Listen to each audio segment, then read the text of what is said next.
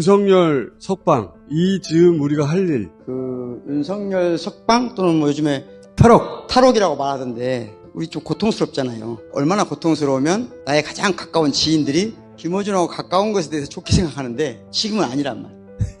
가까운 사람들이 전화를 최근에는 좀 부쩍 많이 하는 경향이 있어요. 김어준과 가까이 하지 마라. 네. 평상시에는 재밌어하고 즐거워했는데 야 지금은 위험하다, 가까이 하지 마라. 체포됐을 때만 하더라도 저보고 중요한 역할을 한다고 응원 격려가 많았어요. 지금은 걱정이 더 많은 거예요. 그렇지. 상상할 수 없었던 일이 그렇죠. 벌어졌으니까. 도저히 이해할 수 없는 일을 이해해야 되는 상황이 도래한 거거든요. 상상할 수 없는 것까지 상상하는 거예요. 그래야만 한다는 게 얼마나 고통스러워요. 도저히 믿을 수 없는 걸 왜 믿어줘요? 왜? 사랑하기 때문에. 사랑하는 사람은 다른 사람 다 안 믿어도 나는 사랑하기 때문에 믿어주는 거예요. 사랑의 힘이죠. 그런데 사랑이 있어도 그건 힘든 거예요. 그런데 우리는 지금 폭군, 독재자를 상상할 수 없는 모든 걸 상상해야 돼요. 근데 그게 극단적으로 이번에 탈옥 장면, 성경책을 읽었다 그러면서 활보하고 나오잖아요.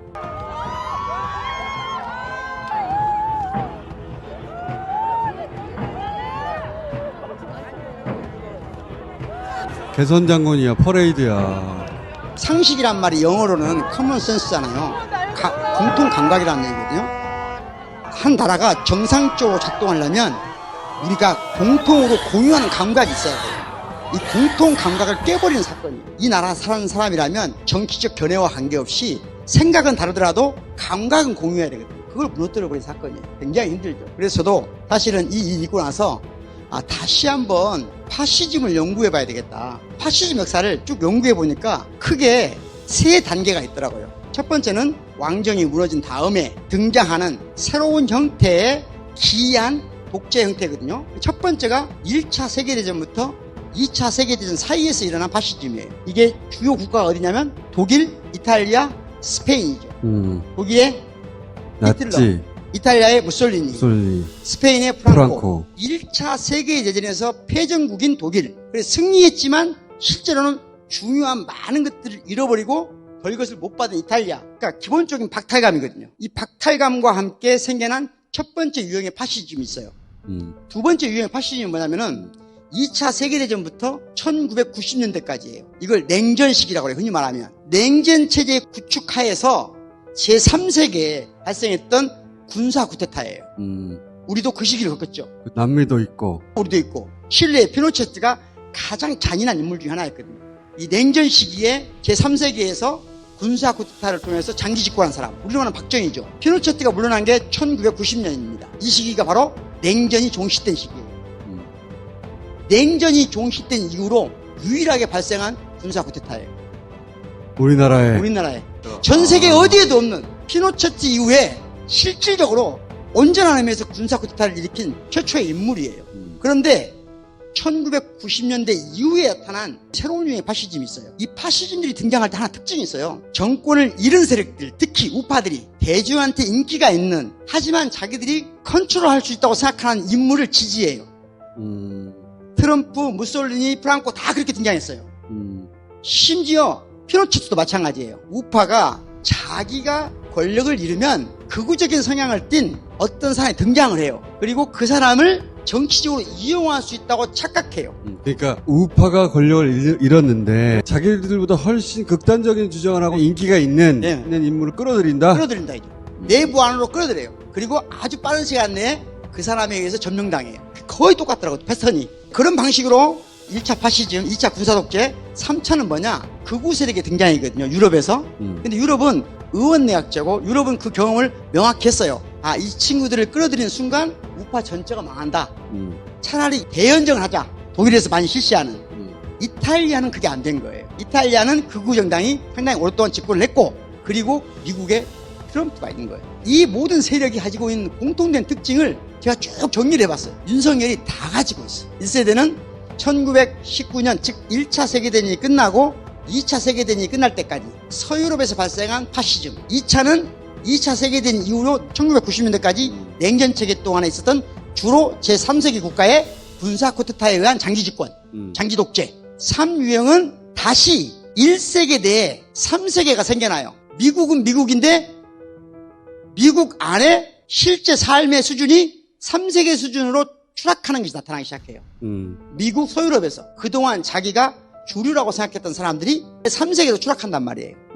자, 이 사람들을 정치적으로 동원을 하는 파시즘이 생겨나기 시작해요. 미국의 자동차 산업의 노동자라든가 그렇죠. 러스벨트나 이런 거죠. 백인들, 자기들이 과거에는 주였는데 오케이. 지금까지 주도권을 가졌다고 생각했는데 상실했다고 두려움 가는 세력이 강력한 추종 세력으로 등장한다는 거거든요. 세 번째, 새로운 유형의 독재예요. 트럼프는. 윤석열이가 이 트럼프의 유사성을 가지고 보여주고 있거든요. 이 세 가지를 다 가졌다. 예, 다 가지고 있다. 이 공통점이 뭐냐면요. 첫 번째, 히틀러, 가다피, 트럼프가 모두 주장하는 게 뭐냐면 좌파 폭정으로부터 나라를 구해야 된다. 이 얘기를 반드시 합니다. 다 똑같이 해요. 그러면서 이 사람들은 뭘 하냐? 우리가 국가를 보호하는 유일한 세력이다. 보호자 페르소나를 가면을 쓰는 거예요. 좌파로부터 우리를 보호하는 예. 구세주야. 우리나라 똑같이 있죠. 좌파 폭정으로부터 나라를 구한다. 두 번째 유형은 뭐냐면 반국가 세력을 척결해야 된다.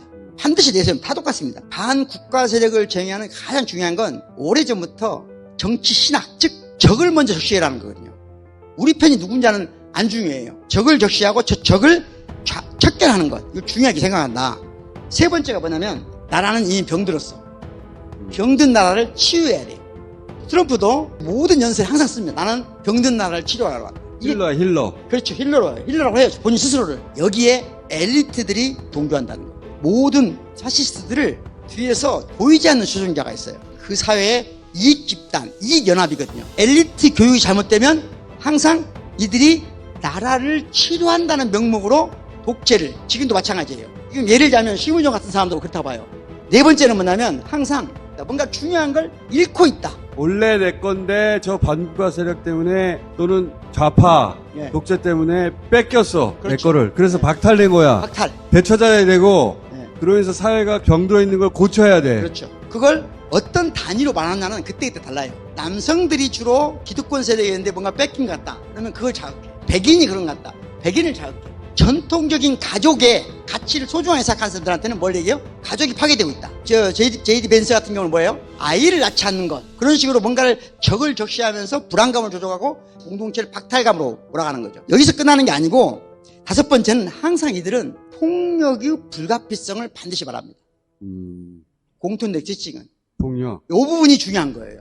군사 쿠데타는 폭력을 노골적으로 정당화시키지는 않아요. 폭력을 쓰긴 하지만. 그런데 트럼프도 마찬가지고 히틀러도 마찬가지인데 암묵적으로 폭력을 두둔합니다. 이게 무서운 거예요. 실제로 지금 우리나라도 그 지경에 처음 간 거예요. 그렇죠. 윤석열이 자기 때문에 고초를 겪고 있는 사람들 나오길 바란다. 그러면 군 사령관들하고 그다음에 서부지법 폭도들에 대해서 그 폭력에 대해서 용인하는 발언을 한 거예요. 지가 만약에 탄핵 기각되면 풀어주려고 한다는 뜻과 마찬가지예요. 광장이 민주주의의 상징이기도 하지만 동시에 파시즘의 상징이기도 하거든요. 모든 파시즘은 광장에서의 추종이 없이는 불가능했어요. 광장 파시즘이라고 하는데 여기가 결정적인 차이점이에요. 헌재의 판결에 따라서 폭력을 쓰겠다 말겠다라는 표현 자체가 광장에서 마이크를 든 사람을 통해서 흘러나오는 그 순간 그 모든 사람들은 파시즘의 추종자들이다. 지금 현재 광장을 메우고 있는 두 세력이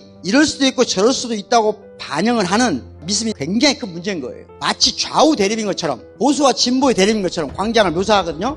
이 자체가 내란 동조예요. 이건 광장 파시즘이지 광장 민주주의와 관계가 없는 거예요. 그리고 마지막으로 이 모든 독재자들의 특징이 뭐냐면 자기들은 희생자들을 대표한다. 내가 올바른 일을 하기 때문에 희생을 당한다고 말해요. 항상. 윤석열도 그래요. 자기가 옳은 일을 하기 때문에 순교자. 옳은 일을 하기 때문에 고난받는다고 생각해요. 그런 생각을 하기 때문에 지난번 석방 또는 탈옥한 다음에 그런 표정이 나올 수 있는 거예요. 자기는 순교자예요. 거룩한 표정 지은 거예요, 그게. 모든 걸 다 갖고 있어, 윤석열이는. 이전까지는 제가 우리 어준 씨한테 탄핵 이후에 그들로부터 공적, 정치적 권력을 박탈하면 내란은 끝난다고 말했는데 연구하면 할수록 파시즘이 윤석열이가 사라져도 새로운 윤석열을 맞이할 준비를 해나가고 있다. 그래서 저는 두 가지가 동시에 이루어져야 내란이 끝난다고 봐요. 탄핵은 당연하고 정권도 반드시 찾아오고 그런 다음에 무엇을 해야 되냐? 우리나라의 엘리트 양성 체계 전면적으로 제고해야 돼요. 이건 굉장히 중요한 문제예요.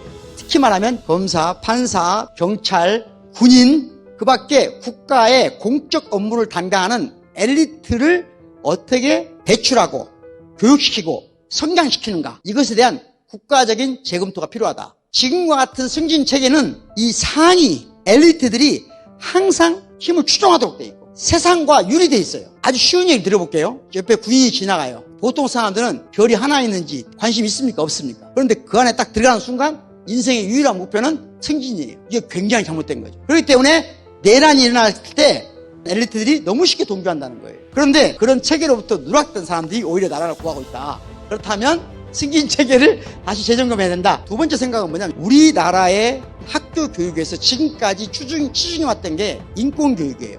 헌법은 큰 두 개의 권리와 그 권리를 지켜나가기 위한 권력체계의 결합이거든요. 가장 큰 권리가 뭘까요?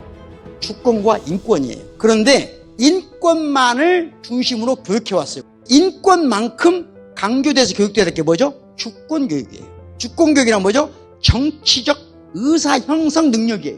이건 가정에서부터 시작돼요. 가정에서부터 작은 일부터 협상하고 타협하고 존중하고 인정하는 교육이 돼야 되거든요. 주권자 교육이 그 어느 때보다도 중요하다. 이 교육을 체계적으로 재구성해야 돼요. 지금까지는 집단으로부터 다른 사람으로부터 피해받지 않아야 된다는 강박이 너무 강했어요. 우리가 그러니까 피해받지 않을 교육만 한 거예요.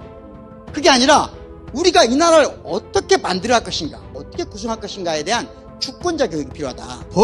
시민적으로 범정치적으로 고민해야 될 문제라고 생각합니다. 그래야 미국이나 유럽이 겪는 정치적 위기를 우리가 더 앞서서 저들을 선도할 수 있다. K민주주의가 세계 민주주의를 이끌어가려면 지금 대한민국이 세계에서 가장 앞서 나가는 주권자 교육을 해야 된다. 여기까지 기획에서야 내란이 끝난다는 게 제 생각이에요. 박수! 우리 박구영 교수님은 참 똑똑해요. 진심은 그렇게 생각 안 하는 것 같아요. 말 걸면 말 길어지니까 말 안 거는 거예요. 저도 그렇게 생각합니다.